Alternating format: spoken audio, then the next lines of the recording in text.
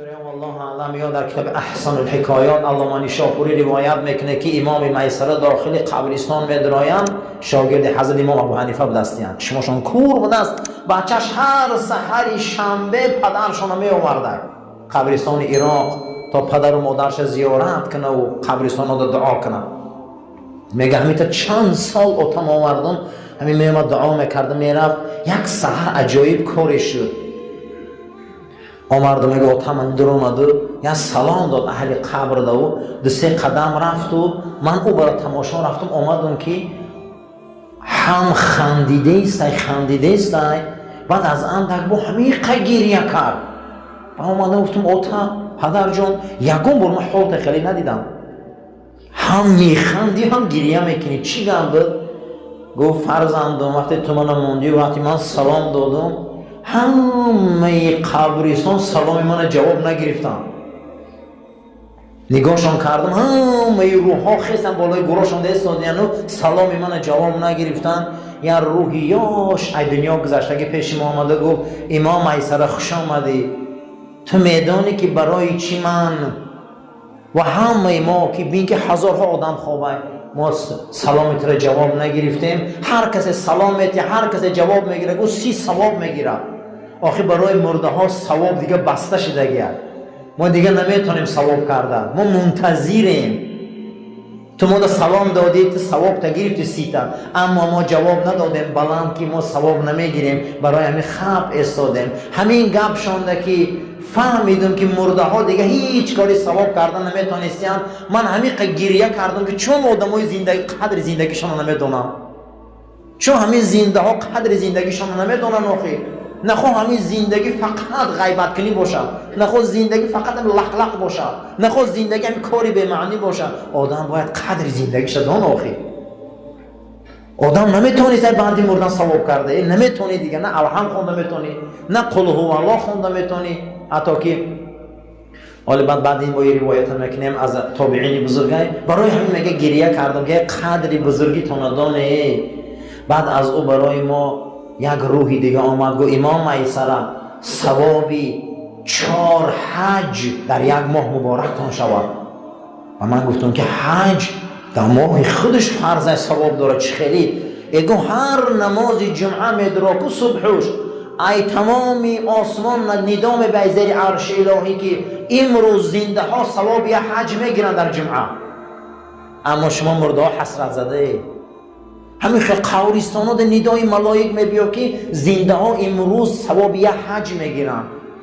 بعد از اون میگه حضرت من خندیدم که وا همین خیلی ما ثواب میگرفتن در وقتی نماز جمعه می اومدیم. جمعه ثواب یا حج بدسته، حج فرضی ثواب باشه. برای همین میگه خندیدم و زارشان کردم که در عالم برزخ و او دنیایی که ما میگیم از همه با اعتبارترین آدم و با مرتبه ترین آدم کیه گپ زنیم آدم؟ میگه گو کسی که استغفرالله همین رو زیاد میگه، کسی استغفرالله زیاد میگه. گفت مقام روز لشکری اسلام با عنایت و سرلشکری سعد ابن ابی وقاص زمین قرطاس از دست فارسا میگیرن. در همین حالت گرفتن و شکست خوردن کلانترین لشکری فارس که در او زمان زردشتی‌ها بودن شکست میخورن و یکی از صحابه ها به زانو میغلطه و سر طرف قبله سجده میکنن. نامی او ابو دردا، نامی او که به دست ابو دردا. بعد گریه میکنن، زار گریه میکنه و سرش همه بردارن، سله را میگیره در زمین میمونه و به زانو میشینه و با گریه میکنه. بالای سرش همه اون ابرمردای تاریخ میبیاین میگن یا ابا دردا لماذا تبکی، چی گریه داری؟ ما غلبه کردیم، ما ظفر یافتیم، چی گریه میکنی؟ اشک شادی گو نه، اشک غم گو بله. و چی غم میخوری؟ و میگه ابو دردا روش تازه کرده خیست. گفت جنگاورای ما زور بودن یا جنگاورای فارس؟ گفت فارسا. گفت ما زیاد بودیم یا فارسا؟ گفت فارسا. تجربه جنگی ما زور بود یا فارسا؟ گفت فارسا. یرق اسلحه ما زور بود یا فارسا؟ گفت فارسا. زیره ها و جوشن برانجلت های موضوع بودن ای فارسا بخواه چه شکست خوندن این قوای زور باشن چه شکست خوندن ای جمع میگه همه صحابه خب گو نمیدانیم گو میدانی فارس چی شکست داد گو نه گو گناه شان چی شکست میداده یادم ها؟ گو گناه این مردم فارس امروز فارس ذلیل کرد بوده به دست ما شکست خوردن روزه میشوه که گناه امت محمد ظاهر میشوه گفت تمام کفر در اینو غلبه میکنن امروز شکستی ما ای گناه ها مونه پیشبخوری مونه ای گناه ها مونه آفت و بلاهاز بالای سر ما میبه ای جنایت ها مونه سوره را حضرت خواندن و یجعل لکم انهارا با برکت استغفرالله شما میگن من نهرها و بحرها را و تمام دهه ها را پر آب میکنم و یمددکم باموال و بنین با واسطه این استغفرالله شما مالاتان زیاد میکنم برای شما فرزندای نازنین میتیم بچه های خشروع میتیم همین شما اگر دیدگی باشه همین سیدزاده ها را که همین سیدزاده ها را دیدگی باشه سیدزاده های اصیل بچه هاشان را بینید رنگ محتابن همین چهره های روشن دارن همین قامت های بلند دارن همین ایشان زاده ها را قسم به خدا بینید همین خیلی زیبا هم که رنگ برفن ما سال پیش حج رفتن من بود در ستم 75 مدینه منوره آمدیم یکی از سیدزاده ها را زیارت کردیم از نسل رسول اکرم است در سن 85 سالگی میبینی میگه 1 متر بدنش نور میبره روش میبینی ریش میبینی چهرش میبینی در نیم ساعت درس اخلاقش همه گریه کرد یک انسان هر روز می آمده است در همونجا از نسل سادات بوده است در همونجا می آمده است بین عصر شام همونجا فقط قرآن خوانده میشه تعلیم داده است 85 از خود ازبکستان و تاجیکستان و قرقیزستان و قفقاز همونجا مردم برای زیارت همون نسل رسول آمدیم با میلش از نسل سادات با نوزاده ها و خاندانشان بخارای شریف بوده است همونجا کوچ بسته رفته بودن در زمان همین آمدنی روز همین انسانی شریف همین خیلی پاک همین خیلی انسانی که به عینک در او سین قرآن میخونه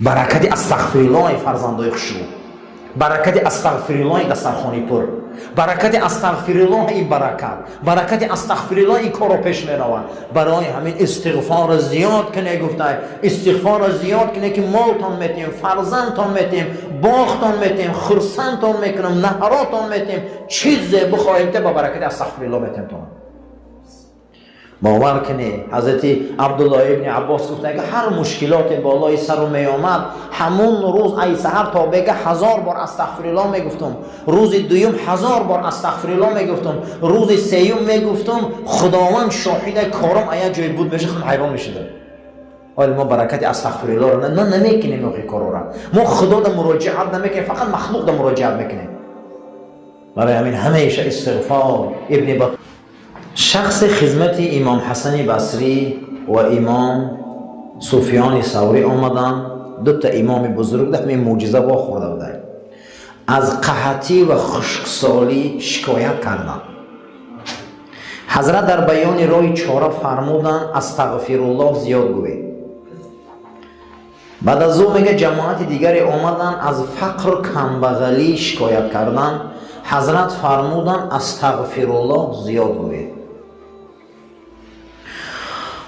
جماعت سوم آمدن در محضر این دو امام بزرگ اکدو روایت که در عصرهای خشونده آمدن در آمدن حضرت ها گفتن که در حق ما دعا کنه که ما فرزند نداریم چند تمام فرزندار شویم حضرت فرمودن که استغفرالله زیاد گویید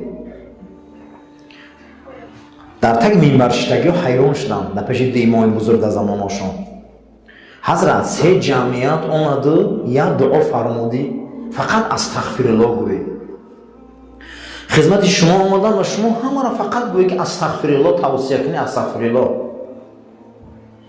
مروی چی این کار کرده که دیگر چی نگفته حضرت ها هر دوشان در زماناشون که پیش عقیف هم گذشتگی هستن گفتن ما هر دی همینه چند به آیه های قرآن گفتیم ما چند به آیت های قرآن گفتیم یگان چیز از قرآن بیرون نبر آمدیم سوره نوح حضرت تلاوت کردن.